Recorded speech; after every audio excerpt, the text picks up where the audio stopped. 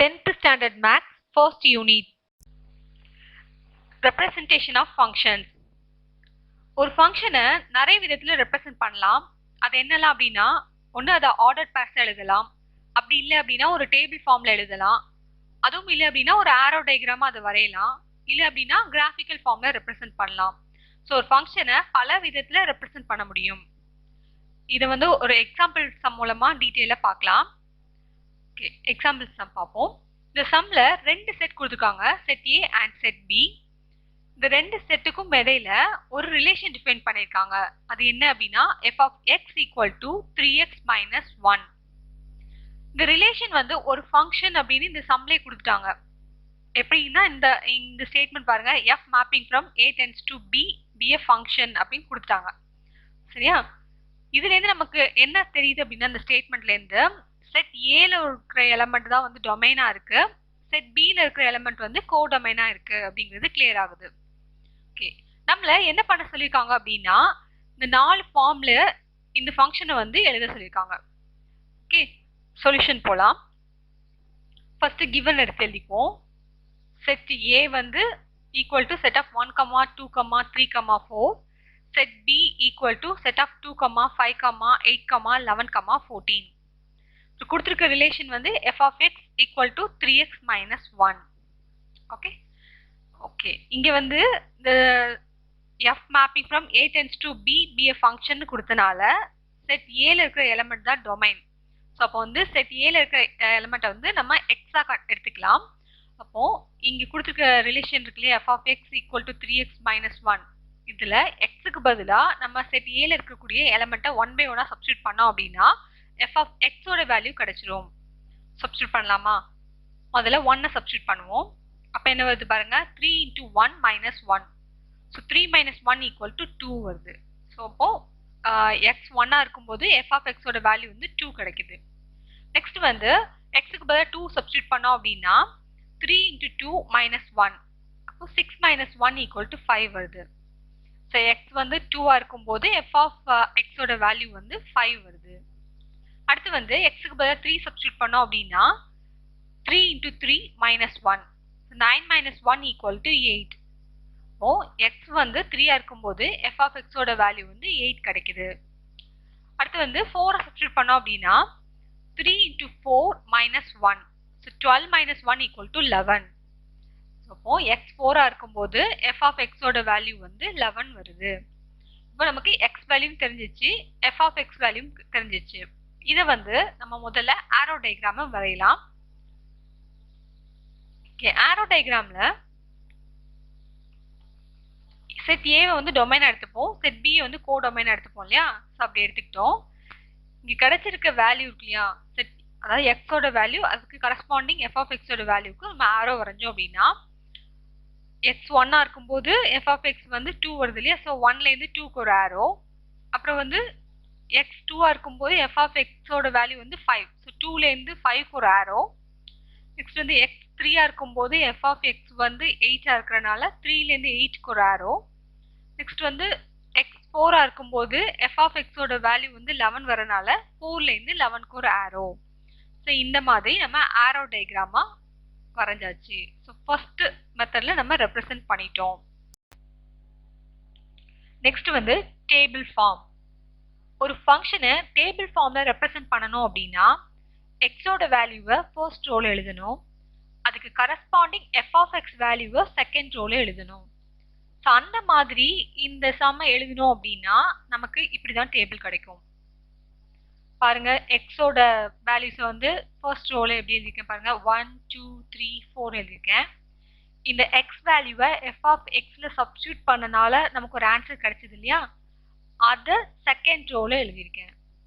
So நமக்கு இந்த டேபிள்ல இருந்து கிளியரா புரியுது, x 1 இருக்கும்போது f of x ஓட வேல்யூ 2, x 2 இருக்கும்போது f of x ஓட வேல்யூ 5 அப்படின்னு இந்த டேபிள்ல இருந்து நமக்கு கிளியரா புரியுது. ஸோ இந்த மாதிரி எழுதுறது வந்து டேபிள் ஃபார்ம் ரெப்ரசன்டேஷன். தேர்ட் வந்து set of ordered pair representation. Ordered பேர்னா ஒரு ரவுண்ட் பிராக்கெட்ல x கோஆர்டினேட்டையும் y கோஆர்டினேட்டையும் எழுதுறது. இந்த சம்ல f of x ஓட வேல்யூ தான் y கோஆர்டினேட். சரியா?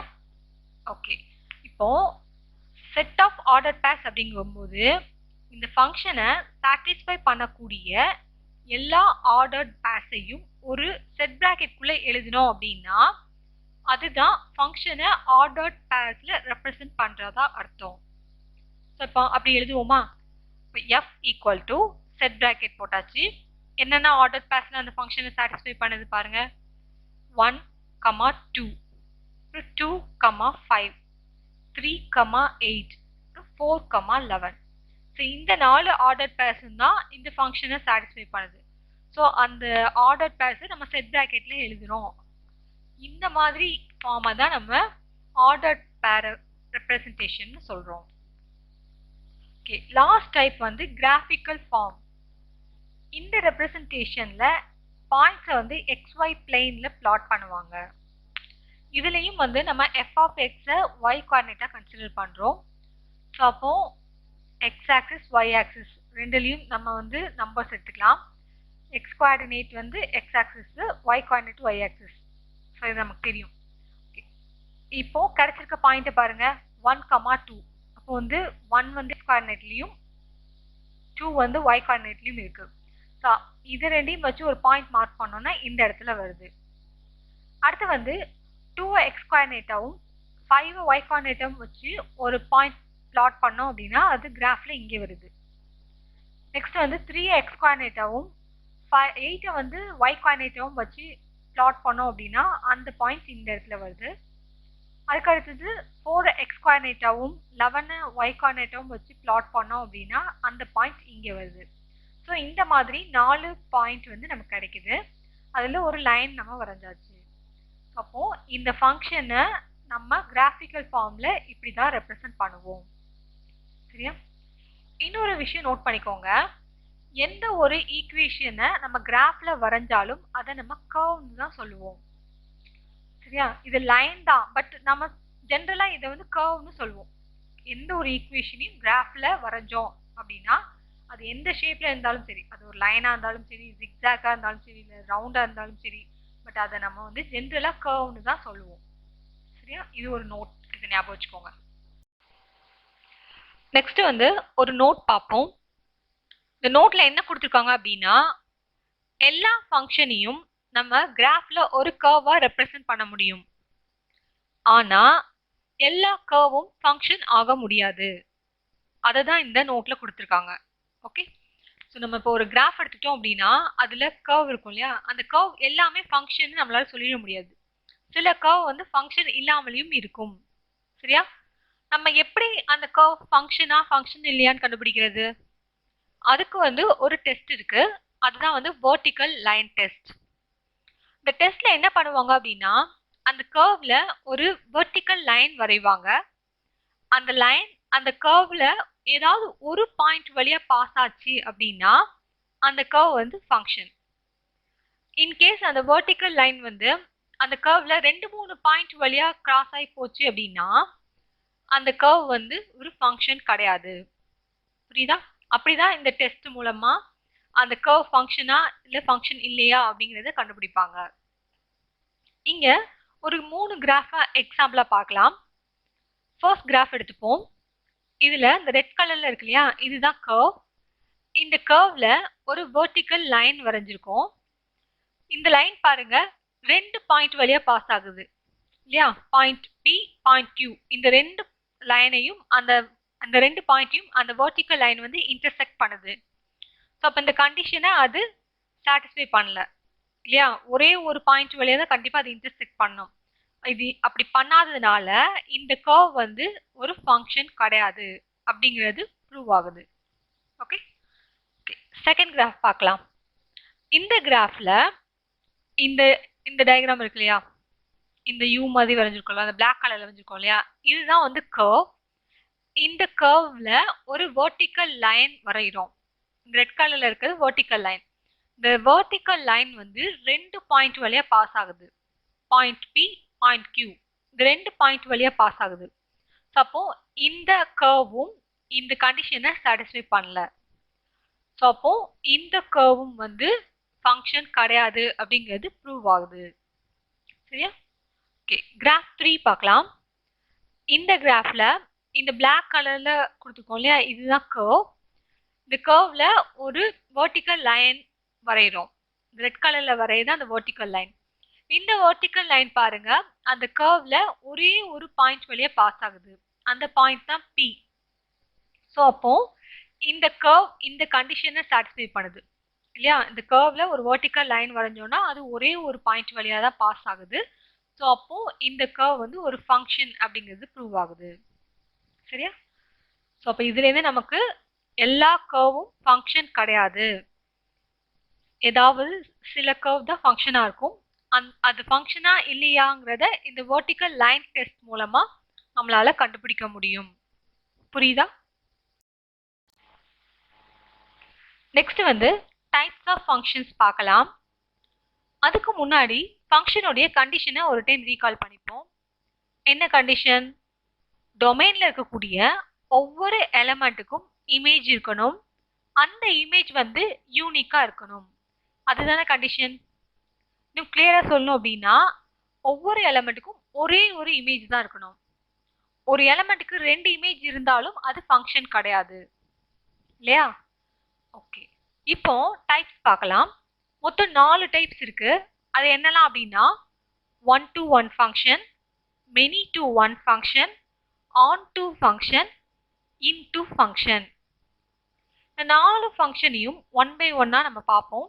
முதல்ல வந்து 1-to-1 ஃபங்க்ஷன் பத்தி பார்க்கலாம். 1-to-1 ஃபங்க்ஷன் அப்படின்னு ஒரு ஃபங்க்ஷனை எப்போ சொல்லுவோம் அப்படின்னா, டொமைன்ல இருக்கக்கூடிய எலமெண்ட்ஸுக்கு டிஸ்டிங்க்ட் இமேஜஸ் கிடைச்சா மட்டும்தான் அந்த ஃபங்க்ஷனை நம்ம 1-to-1 ஃபங்க்ஷன் சொல்லுவோம். இன்னும் கிளியரா ஒரு இல்லஸ்ட்ரேஷன் பார்க்கும்போது நமக்கு புரியும். இல்லஸ்ட்ரேஷன் பார்ப்போம். 2 செட் எடுத்துக்கலாம். Set A equal to set of 1, 2, 3, 4. set B equal to set of A, B, C, D, E, F. Okay, இந்த ரெண்டு செட்லையும் செட் A வந்து டொமைனா எடுத்துக்கலாம், செட் B கோ டொமைன் எடுத்துப்போம். அப்புறம் இங்க ஒரு ஃபங்க்ஷன் கொடுத்துட்டாங்க. இந்த ஃபங்க்ஷனை நம்ம ஆரோ டயக்ராமா வரையலாம். ஆரோ டயக்ராமா வரைஞ்சா இப்படி வரும். அதாவது இந்த ஃபங்க்ஷன் வந்து செட் ஆஃப் ஆர்டர்ட் பேர்ஸ் அந்த ரெப்ரசன்டேஷன்ல இருக்கு. அதை நம்ம வந்து ஆரோ டயக்ராம் ரெப்ரசன்டேஷனுக்கு மாத்திருக்கோம். எப்படி மாத்துறோம்? இங்க 1லேருந்து ஏக்கு ஒரு ஆரோ, 2லேருந்து பிக்கு ஒரு ஆரோ, 3லேருந்து டிக்கு ஒரு ஆரோ, 4லேருந்து சிக்கு ஒரு ஆரோ வரைஞ்சிருக்கோம். சரியா? ஓகே, ஏன் இப்படி இந்த ரெப்ரசன்டேஷனுக்கு மாற்றணும் அப்படின்னா, அப்பதான் நமக்கு 1-to-1 ஃபங்க்ஷனை பற்றி கிளியராக அண்டர்ஸ்டாண்ட் பண்ணிக்க முடியும். அதனால தான் இப்படி மாற்றிருக்கோம். ஓகே, இப்போ நமக்கு இது ஃபங்க்ஷன் தெரியும். ஏன்னா டொமைன்ல இருக்கக்கூடிய எல்லா எலமெண்ட்டுக்கும் இமேஜஸ் இருக்கு. அந்த இமேஜ் வந்து யூனிக்கா இருக்கு அப்படிங்கிறது கிளியரா புரியுது இல்லையா? எல்லா எலமெண்ட்டுக்கும் ஒவ்வொரு இமேஜ் தான் இருக்கு. பட் இந்த ஃபங்க்ஷன் எப்படி 1-to-1 ஃபங்க்ஷன் சொல்றோம் அப்படின்னா, இங்க கிடைச்சிருக்க இமேஜஸ் எல்லாமே வந்து டிஃப்ரெண்டா இருக்கு. இன்னொரு எக்ஸாம்பிள் பார்க்கலாம். ஜின்னு ஒரு ஃபங்க்ஷன் எடுத்துப்போம். இந்த ஃபங்க்ஷனை நம்ம ஆரோ டயக்ராமா வரைஞ்சோம் அப்படின்னா இந்த மாதிரி கிடைக்கும். 1லேருந்து பிக்கு ஒரு ஆரோ, 2லேருந்து பிக்கு ஒரு ஆரோ, 3லேருந்து சிக்கு ஒரு ஆரோ, 4லேருந்து ஈக்கு ஒரு ஆரோ போயிருக்கு.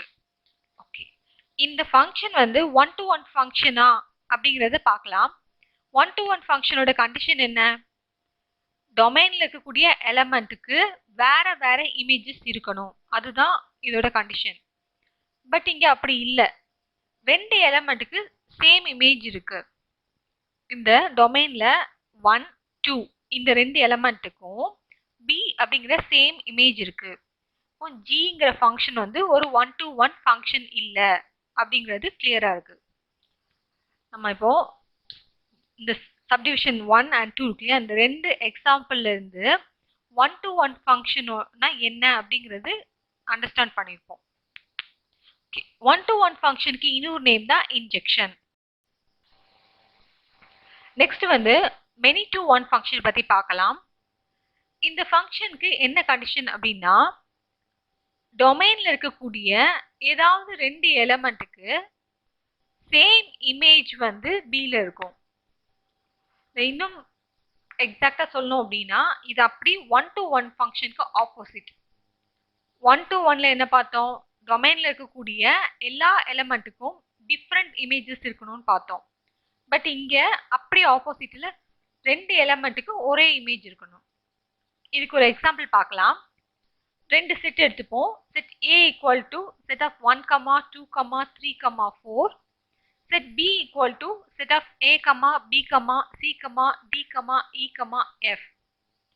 இந்த 2 செட்ல செட் A டொமைனா எழுதிக்கலாம். செட் B வந்து கோடொமைன் எழுதிப்போம். இங்க கொடுத்திருக்க ஃபங்க்ஷனை வந்து ஆர்டர்ட் பேர்ஸ்ல இருந்து ஆரோ டயக்ராமா மாத்தலாம். அப்படி மாத்தணும் அப்படின்னா எப்படி வரும்?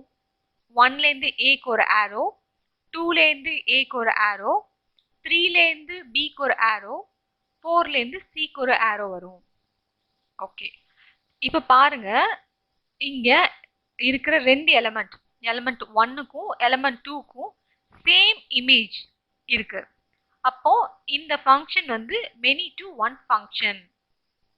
ஓகே, ஸோ எந்த ஒரு ஃபங்க்ஷனும் ஒன்று 1 to 1 ஃபங்க்ஷனாக இருக்கும். அப்படி அந்த 1 to 1 ஃபங்க்ஷன் சாட்டிஸ்ஃபை பண்ணலை அப்படின்னா அது கண்டிப்பாக many to one ஃபங்க்ஷனாக தான் இருக்கும். கிளியர் ஆகுதா? நெக்ஸ்ட் வந்து onto ஃபங்க்ஷன் பற்றி பார்க்கலாம். ஒரு ஃபங்க்ஷன் onto ஃபங்க்ஷனாக இருக்கணும் அப்படின்னா அதுக்கு ஒரு கண்டிஷன் இருக்கு. அது என்ன அப்படின்னா கோடொமைன்ல இருக்கக்கூடிய எல்லா எலமெண்ட்ஸுக்கும் ப்ரீ இமேஜ் இருக்கணும். அதுதான் கண்டிஷன். இது இல்லஸ்ட்ரேஷன் பார்ப்போம், அப்ப இது இன்னும் கிளியரா புரியும். 2 செட் எடுத்துக்கலாம். Set A equal to set of x, y, z. Set B equal to set of L, M, N. இப்படி 2 செட் எடுத்துக்குவோம். இந்த செட் A வந்து டொமைனா எழுதிக்கலாம். செட் B வந்து கோடொமைனா எழுதிப்போம். அப்புறம் ஃபங்க்ஷன் F வந்து ஆர்டர்ட் பேர்ஸா கொடுத்துருக்காங்க.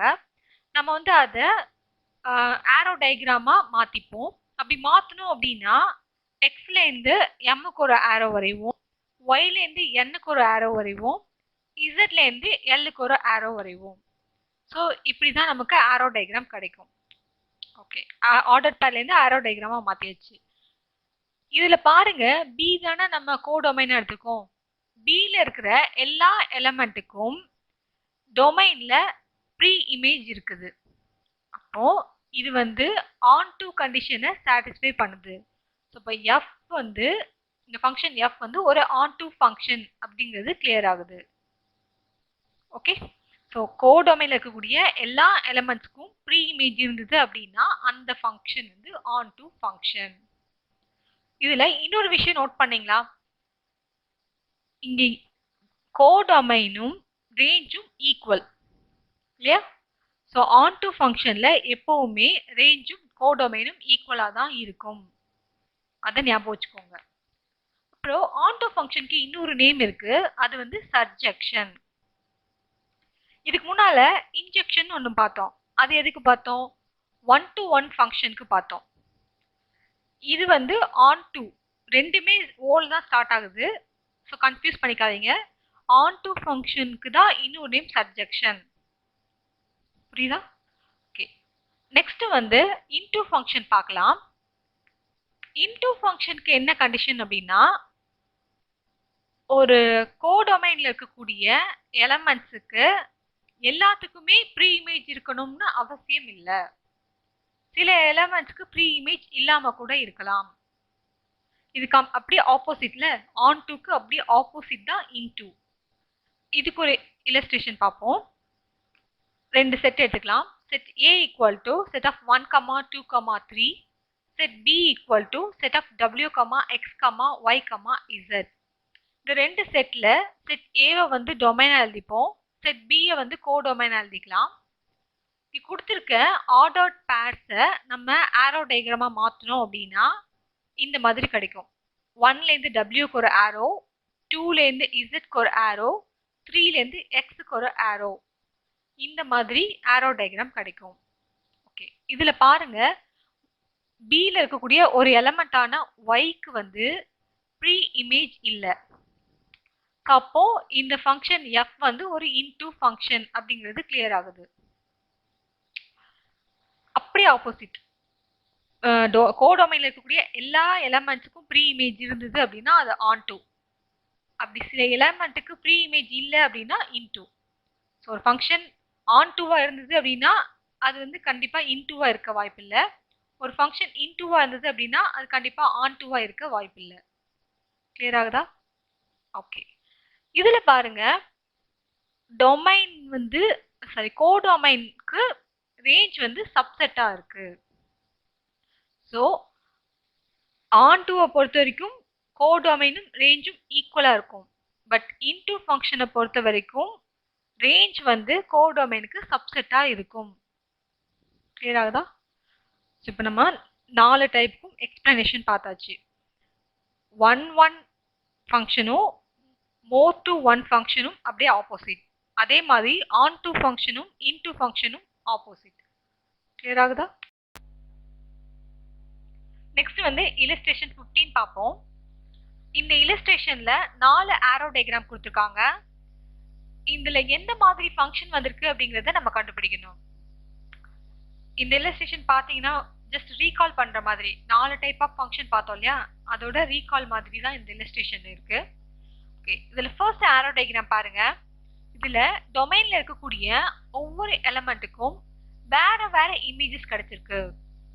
இந்த மாதிரி டிஸ்டிங்க்ட் இமேஜஸ் கிடைச்சது அப்படின்னா அந்த ஃபங்க்ஷன் வந்து ஒன் டு ஒன் ஃபங்க்ஷன். அதுக்கு இன்னொரு நேம் வந்து இன்ஜெக்ஷன். ஸோ ஃபர்ஸ்ட் ஆரோ டயக்ராம்ல இருந்து நமக்கு என்ன தெரியுது அப்படின்னா அந்த ஃபங்க்ஷன் வந்து ஒரு ஒன் டு ஒன் ஃபங்க்ஷன் அப்படிங்கிறது கிளியர் ஆகுது. ஓகே, செகண்ட் ஆரோ டயக்ராம் பாருங்க. இதுல டொமைன்ல இருக்கக்கூடிய சில எலமெண்ட்ஸ்க்கு வந்து சேம் இமேஜ் இருக்கு. இந்த மாதிரி ஒன் ஆர் டூ எலிமெண்ட்ஸ்க்கு சேம் இமேஜ் இருந்தது அப்படின்னா அது வந்து many to one function. Second arrow டயக்ராம்ல இருக்கக்கூடிய எஃப் வந்து ஒரு many to one function. Third arrow diagram பாருங்க. இதுல கோடொமைன்ல இருக்கக்கூடிய எல்லா எலிமெண்ட்ஸுக்கும் டொமைன்ல ப்ரீ இமேஜ் இருக்கு.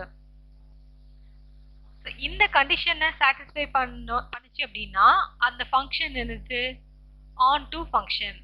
ஆன் டு ஃபங்க்ஷனுக்கு இன்னொரு நேம் வந்து சப்ஜெக்ஷன். ஸோ தேர்ட் டயக்ராம்ல இருந்து இதுல இருக்கிற ஃபங்க்ஷன் வந்து ஒரு ஆன் டு ஃபங்க்ஷன் அப்படிங்கிறது நமக்கு கிளியரா புரியுது. ஓகே, நெக்ஸ்ட் வந்து ஃபோர்த் ஆரோ டயக்ராம் பாருங்க. இதுல பாத்தீங்க அப்படின்னா கோடொமைன்ல இருக்கக்கூடிய எல்லா எலிமெண்ட்ஸுக்கும் ப்ரீ இமேஜ் இல்ல. ஸோ இது அப்படி ஆன் டுக்கு ஆப்போசிட். அப்போ இது என்ன ஃபங்க்ஷன்? Into function. கிளியர் ஆகுதா? தேங்க்யூ.